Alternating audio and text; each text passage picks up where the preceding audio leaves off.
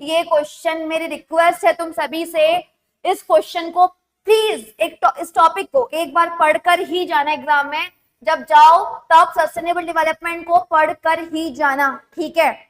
इस चैप्टर में अगर तुम कुछ ना पढ़ो लेकिन सस्टेनेबल डेवलपमेंट तो पढ़कर ही जाना, ठीक है, कुछ भी हो जाए, क्योंकि ये एक ऐसा क्वेश्चन है जो कि लगातार कैसे ना कैसे 1 मार्क्स में, 2 मार्क्स में, 4 मार्क्स में या फिर 6 मार्क्स में, 5 मार्क्स में जो है वो ये क्वेश्चन पूछ लिया जाता है। इसलिए ये क्वेश्चन बहुत ज्यादा जरूरी है और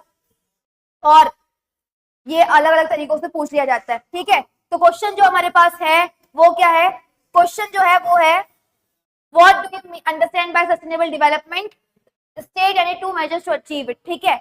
हमें बताना है यहाँ पर सस्टेनेबल डेवलपमेंट क्या होता है और किन 2 तरीकों से, किन 2 वेज से हम सस्टेनेबल डेवलपमेंट जो है उसे अचीव कर सकते हैं, ठीक है, ठीक है।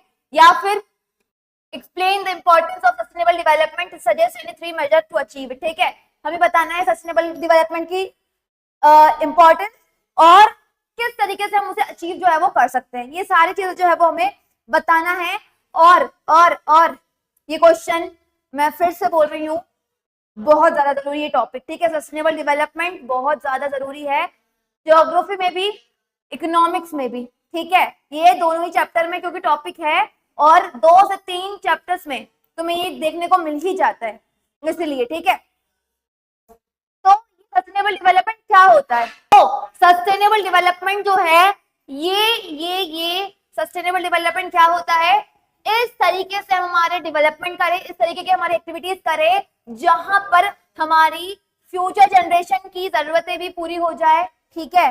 फ्यूचर जनरेशन जो है उसकी जनरेशन वो उसकी जरूरतें जो है उसकी नीड्स जो है वो भी पूरी हो जाए, साथ ही साथ हमारे एनवायरमेंट को भी कोई हार्म ना पहुंचे, ठीक, हमारे एनवायरमेंट को कोई हार्म ना पहुंचे और फ्यूचर जनरेशन को भी कोई कॉम्प्रोमाइज ना करना पड़े उनकी एबिलिटी से, ठीक है, या फिर उनकी जरूरतों के लिए कोई भी कॉम्प्रोमाइज जो है वो ना करना पड़े।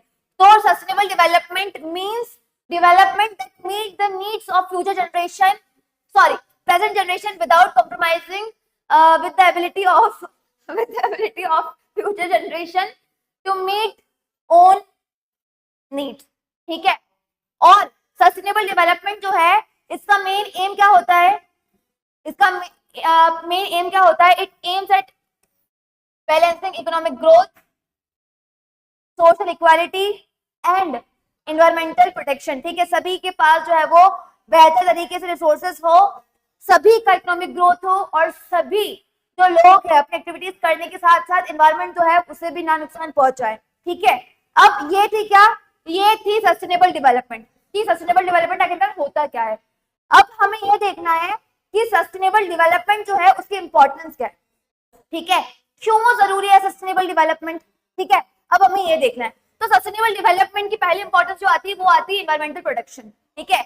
It prevents overuse and degradation of natural resources like like water, forest and soil.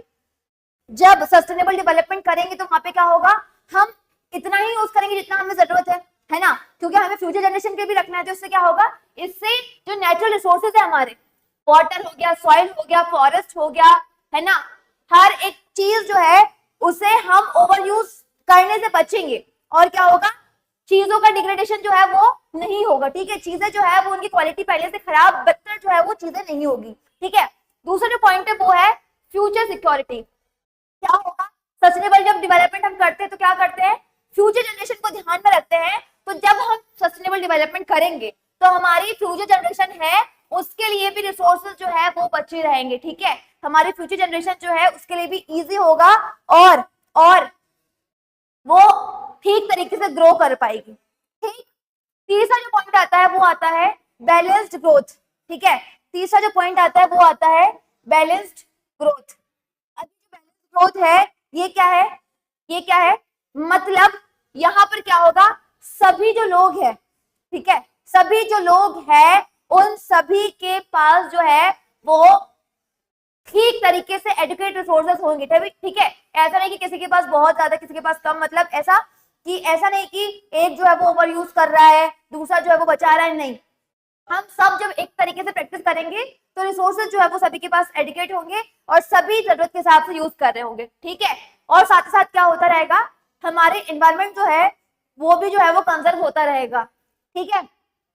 Improved quality of life, ठीक है। लास्ट जो पॉइंट आता है वो आता है हमारी जो क्वालिटी ऑफ लाइफ है, क्योंकि हम सस्टेनेबल डेवलपमेंट जब करेंगे तो पानी जो है उसकी क्वालिटी जो है वो अच्छी रहेगी, ठीक है। पानी पानी जो है वो साफ रहेगा, ठीक है, क्योंकि हम इन्वायरमेंट को क्या नहीं करेंगे, डिग्रेड नहीं करेंगे, ठीक है। हमारा इकोसिस्टम जो है वो हेल्दी रहेगा, पेड़ वगैरह अगर हम ठीक तरीके से बचा के रखेंगे, इन्वायरमेंट को ध्यान में रखेंगे, तो हमारी क्वालिटी ऑफ लाइफ जो है वो भी क्या होगी, वो बढ़ेगी। तो ये है इसकी कुछ इंपॉर्टेंस कि जब हम सस्टेनेबल डेवलपमेंट करेंगे तो वहां पर इन्वायरमेंट जो है वो प्रोटेक्ट रहेगा, ठीक है। फ्यूचर सिक्योरिटी बनी रहेगी, इन्वायरमेंट कंजर्वेशन जो है वो होता रहेगा, ठीक है।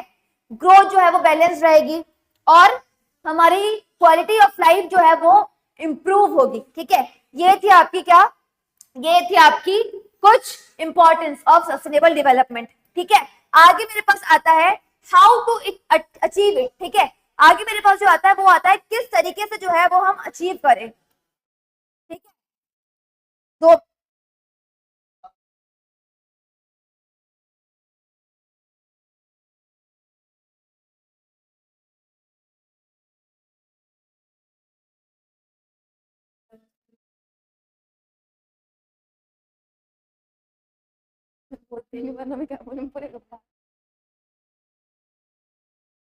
ठीक है।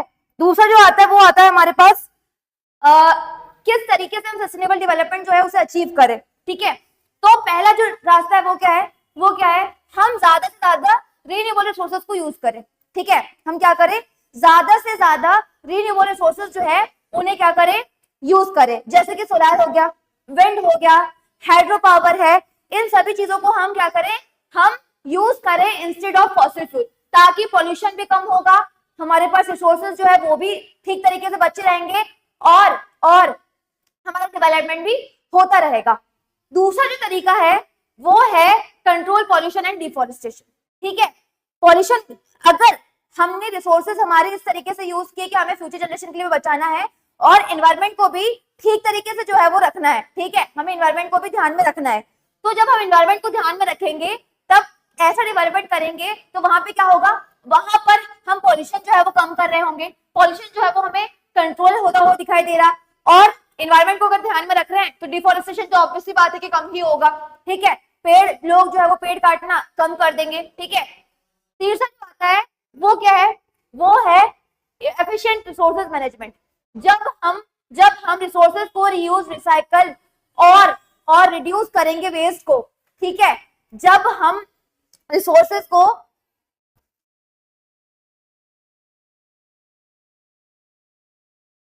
जब हम क्या करें, जब हम रिसोर्सेज को एफिशिएंटली यूज करेंगे, ठीक है, मतलब हम उसका ट्रिपल आर जो हम यूज करते हैं, रिड्यूस, रीयूज एंड रिसाइकल, ठीक है, ये जो हम यूज करते हैं, तो ये जो हम जब हम स्ट्रिक्टली फॉलो करेंगे तो हम सस्टेनेबल डेवलपमेंट जो है वो हम अचीव कर सकते हैं। क्यों, क्योंकि वहां पर हम रिसोर्सेज जो है वो ज्यादा वेस्ट नहीं करेंगे, जो हमारे पास पहले से है उन्हें रीयूज करेंगे जब तक वो पूरे खराब एकदम तरीके से नहीं हो जाते। तो यहाँ पर क्या होगा, यहाँ पर हम चीजों को रिसाइकल करके रीयूज करेंगे और सस्टेनेबल तरीके से उन्हें यूज कर रहे होंगे और हमारे सस्टेनेबल डेवलपमेंट जो है वो हमें होता हुआ दिखाई दे रहा होगा, ठीक है। तो ये 3 पॉइंट आते हैं जिसकी हेल्प से हम क्या कर सकते हैं, सस्टेनेबल डेवलपमेंट को अचीव जो है वो कर सकते हैं, ठीक है। क्या ये चीज क्लियर है?